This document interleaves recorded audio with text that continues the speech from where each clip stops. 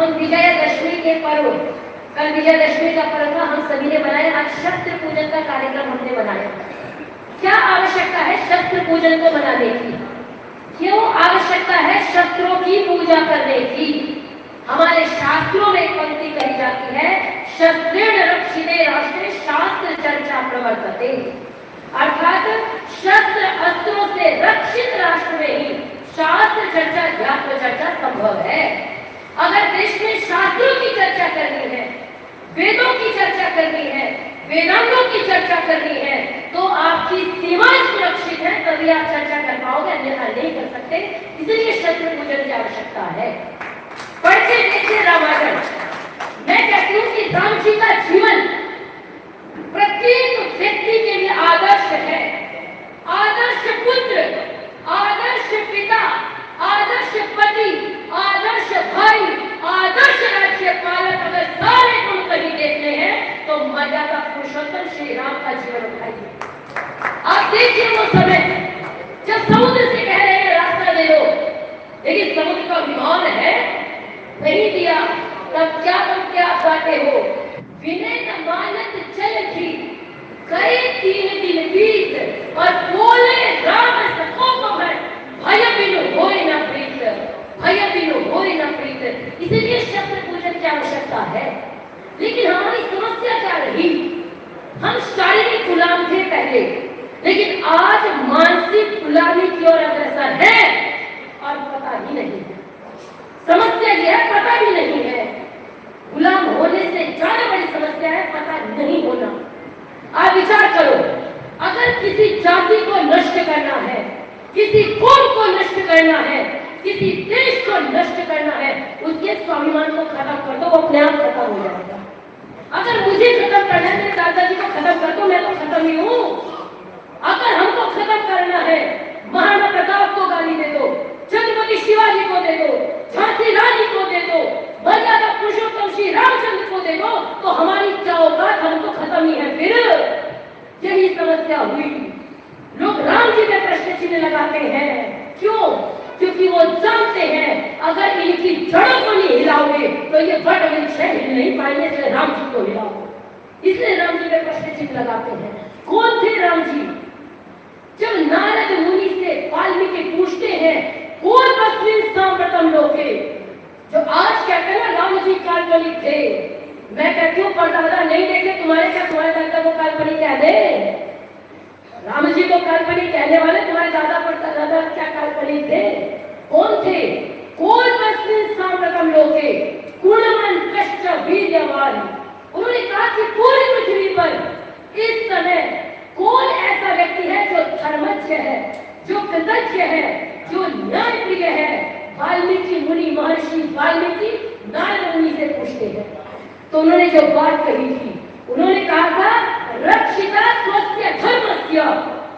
कितना बढ़िया विशेषण राम जी के लिए था। हम राम को मानने वाले लोग किस स्थिति में खड़े हैं, विचार कीजिए। उन्होंने कहा उनका गुण है, क्या गुण है? रक्षिता स्वस्य धर्मस्य, अपने धर्म की रक्षा करने का गुण ये राम जी का है। ये राम जी से हमको विरासत में मिला है। आगे कहा रक्षिता स्वस्य धर्मस्य स्वजनस्य च रक्षिता वेद वेदांग तत्वज्ञो धनुर्वेदे च निष्ठितः। वो वेद वेदांगों के ज्ञाता है। केवल ऋग्वेद को जानते हो ऐसा नहीं है। ऋग्वेद, यजुर्वेद, सामवेद, अथर्ववेद, चारों वेदों को जो व्यक्ति जानता है उनका नाम राम है। आगे और कहा सर्वदा भी गता सदवी, जो कहते हैं अरे हम तो नीचे, हम ऊंचे नहीं भाई। रामायण काल में न कोई ऊंचा था न कोई नीचा था, सब बराबर। राम जी के लिए सब बराबर थे।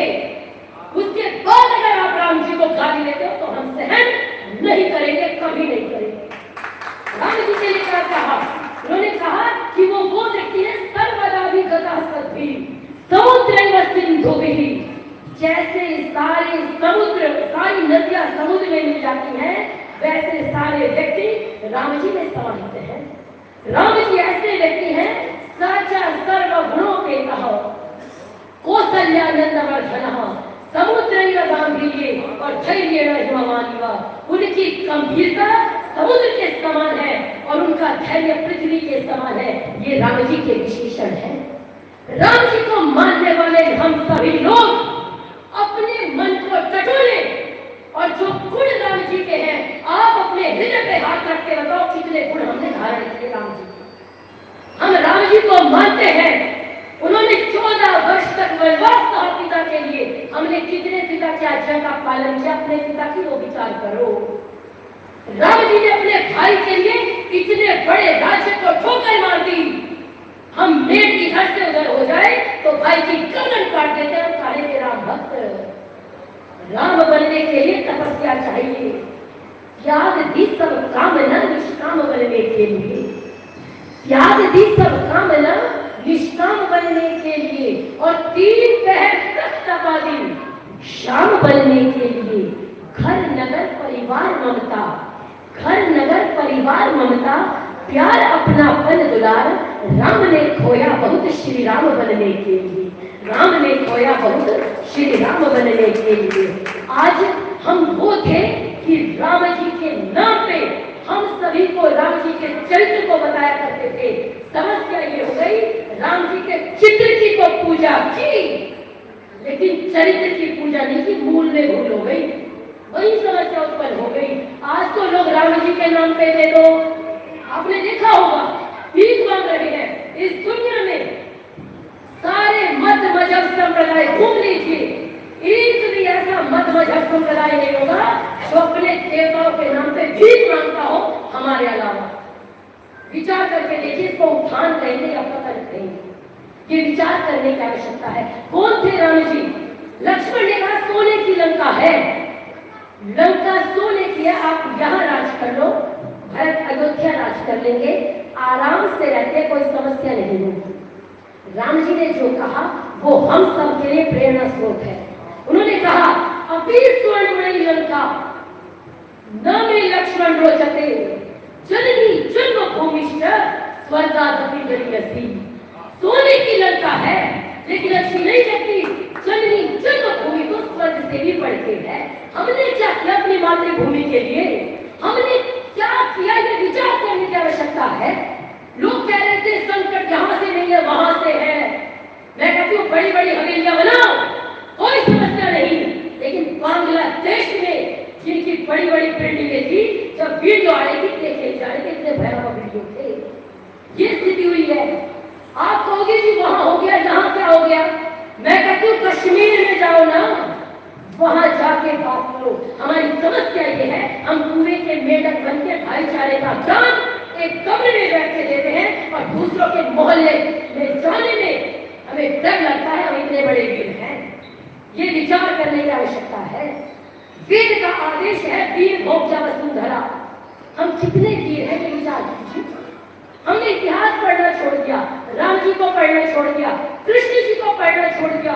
वो व्यक्ति थे कृष्ण जी, वो व्यक्ति है कृष्ण जी जो जरासंध जैसे दुष्ट राक्षस का वध बिना ज्यादा खून बहाए करवा दिया। केवल जरासंध बना था, इतने बुद्धिमान योद्धा थे।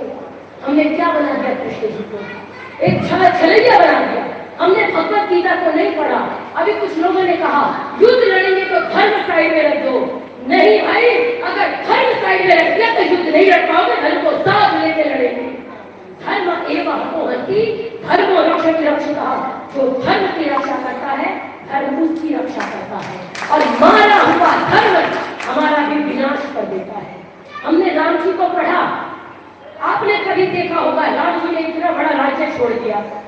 राम जी ने राजसी वस्त्र छोड़ दिए, वरकल वस्त्र धारण कर लिए, लेकिन अपने जीवन में अगर कुछ नहीं छोड़ा वो थे उनके शस्त्र, उनके धनुष बाण।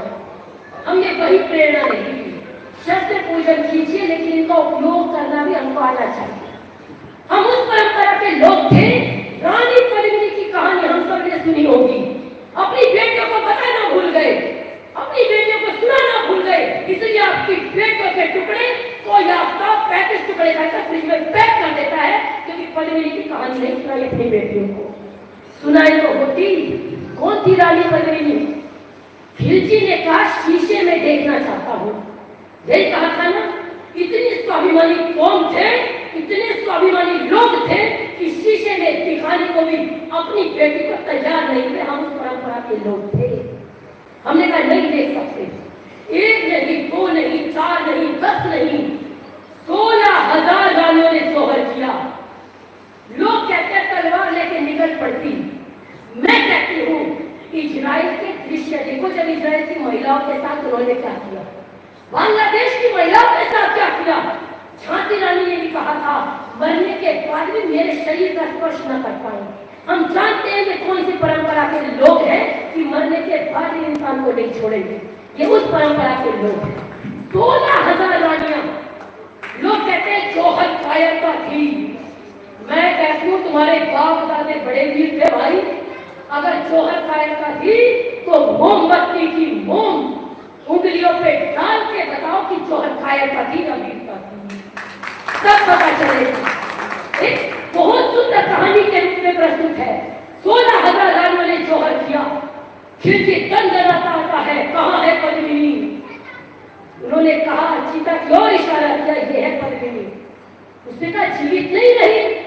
उन्होंने कहा इस चीता में है पद्मिनी। उसने कहा मेरे लिए संदेश लेके गई है। जी तो विमान में छूट था। उसने कहा देके गई है। उसने कहा क्या कहा। उसने कहा कह के गई है किसी भी सूरत में। इस लाइन में पूरा सार है जिनकी विचारधारा क्या है, किनसे लड़ना है। किसी भी सूरत में पापी तू इस शरीर को पा नहीं सकता। और ये भोजन शेर का है, कुत्ता इसे खा नहीं सकता। ये भोजन शेर का है, कुत्ता इसे खा नहीं सकता। उस परंपरा वाले लोगों की बेटियों के टुकड़े अगर फ्रिज में पैक हो जाए तो विचार करो कहाँ जा रहे हैं। उत्थान है या पतन है। अगर बच्चे नहीं बचे, अभी विधायक जी का संस्कार नहीं बचे। पहली बार कोई विधायक देख रही हूँ कितनी देर बैठ के सुन रहे हैं, वरना बीजी हो या ना हो निकल जाते हैं। टाइम नहीं है। एक तो समस्या है जिनको समाज को चलाना उनके पास टाइम नहीं है। वो नहीं सुनना चाहिए। क्यों? क्योंकि चलाना नहीं है, सेव करनी है। जिनके मन में भावनाएं हैं वो संस्कारों की बात करते हैं, वो भूखते हैं। 35 टुकड़े में जब पैक किए गई तब मेरे मन में आई एक बात कि नहीं पढ़ाया अपनी बेटियों को पद्मिनियों का जौहर। अपनी बेटियों को नहीं पढ़ाया पद्मिनियों का जौहर। इसलिए हमारी बेटियों ने चुन लिए गैर मजहब के शोहर। इसलिए हमारी बेटियों ने चुन लिए गैर मजहब के शोहर। अगर आज नहीं जगे कितना भी हम ये हम वो कितना भी अभिमान कर लो, लेकिन बच्चा माँ बाप को घुटनों में ला देता है। ये बात आप सभी जानते हैं।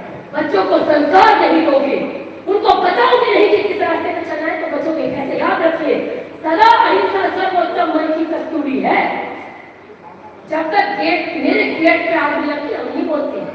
जब तक मेरी बेटी पे बात नहीं आती तब तक नहीं बोलते। याद रखिए सदा अहिंसा सर्वोत्तम मन की कस्तूरी है। पर दुष्ट नहीं माने तो हिंसा बहुत जरूरी है। पर दुष्ट नहीं माने तो हिंसा बहुत जरूरी है। मेरे सीमा पे बैठे भाई अगर कहे कि सदा अहिंसा सर्वोत्तम मन की कस्तूरी है तो आप और हम ये सम्मेलन नहीं कर सकते। सोमनाथ का मंदिर लूटा, याद होगा आपको।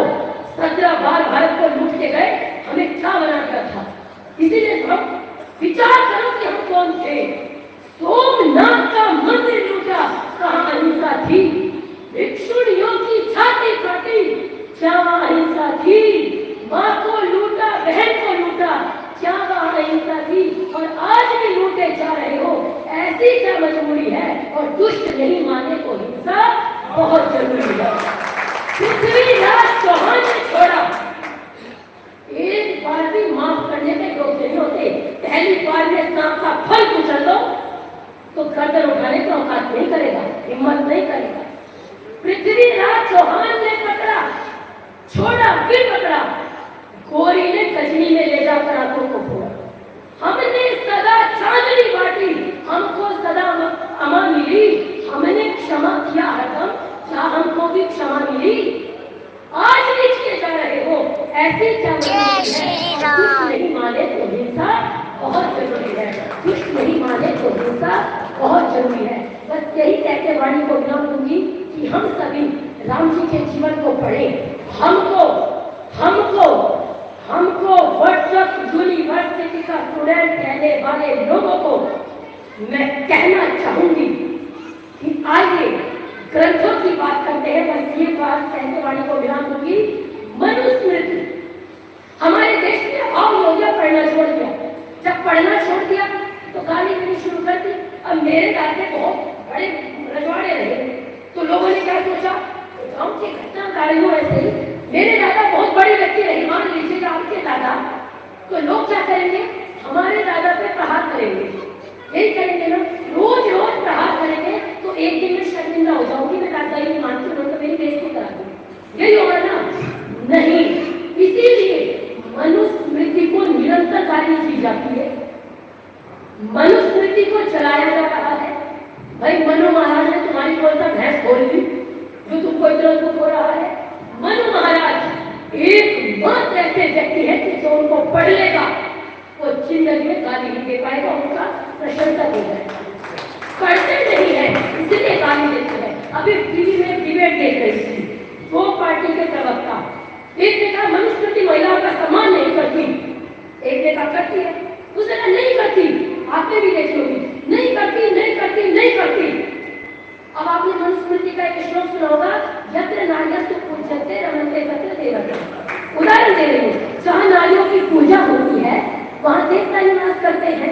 उन्होंने कहा नहीं करती सम्मान।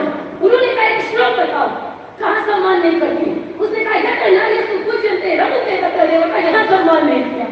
कहने का अभिप्राय ये है कि जो नारी सम्मान का सबसे बड़ा उदाहरण है, उस श्लोक को कह रहे हैं कि नारी का अपमान करता है, पढ़ना छोड़ दिया, स्वाध्याय छोड़ दिया, और जो आज मनुस्मृति चला रहे हैं। मनु महाराज ने कहा था क्षत्रियस्य परमो धर्मो प्रजानामेव पालनम। क्षत्रिय, ब्राह्मण, क्षत्रिय, वैश्य, शूद्र चारों का अपना कार्य था। हमारे यहाँ जातिवाद नहीं होता था। जातिवाद जिन्होंने बांटा उन पर नहीं उठाते, जिन्होंने बड़ी व्यवस्था में समाज को बांध के रखा उन पर उंगली उठाते हैं। याद रखिए, जो मनुस्मृति चलाते हैं, मैं उनसे कहती हूँ अगर तुम्हारे बाप में दम है तो किसी मत मजहब संप्रदाय की किताब का एक पन्ना जला के दिखाओ, तब तुम ये मानेंगे कि तुम चोर हो। फिर मनुस्मृति चलाते हैं क्योंकि हम मौन रहते हैं, हम सहिष्णु हो गए, और सहिष्णु होते होते कब कायर हो गए हमको पता नहीं चला। बस यही कहूंगी, राम कृष्ण की संतानें हैं, अपने गौरव को पहचानना है। अगर नहीं पहचानेंगे, याद रखिए वतन की फिक्र करना ना मुसीबत आने वाली है। बांग्लादेश के बगल में है हमारा देश, वतन की फिक्र करना ना मुसीबत आने वाली है, और तुम्हारी बर्बादियों के मशवरे होंगे आसमानों में, और न समझोगे तो मिट जाओगे। हिंदुस्तान वालों, तुम्हारी दास्तां भी ना होगी दास्तानों में, तुम्हारी दास्तां भी ना होगी दास्तानों में। और अंतिम में कृष्ण जी को और हम सभी को गीता का ज्ञान हम सबको संदेश देता है। क्या देता है? आंधियां चलने लगी है, ज्वार को पैदा करो। बहुत मीठा मीठा बोलने वाले का माँ भी नहीं सुनती, घर में भी इज्जत खत्म हो जाती है ज्यादा सहिष्णु की। तो अंतिम में ये पंक्ति के वाणी को विराम, आंधियां चलने लगी है, ज्वार को पैदा करो। कंठ में क्रंदन नहीं, हुंकार को पैदा करो। फिर से सजने लगी है कुरुक्षेत्र समय की भूमिका। जब लोग कहे ना लड़के लिया है पाकिस्तान, हंसके देंगे हिंदुस्तान, तो बोलो फिर से सजने लगी है कुरुक्षेत्र समय की भूमिका। पाठ तुम गांधीव में टंकार फिर पैदा करो, पाठ तुम गांधीव में टंकार फिर पैदा करो। जय श्री राम।